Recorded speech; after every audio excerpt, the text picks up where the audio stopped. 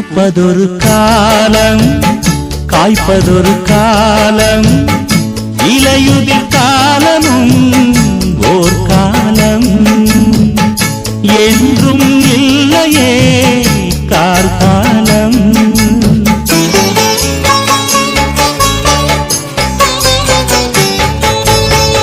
காலம் ஒரு ஓலை கொண்டு வரும் நாளை, நடப்பது காலத்தும் ராஜாங்கம்.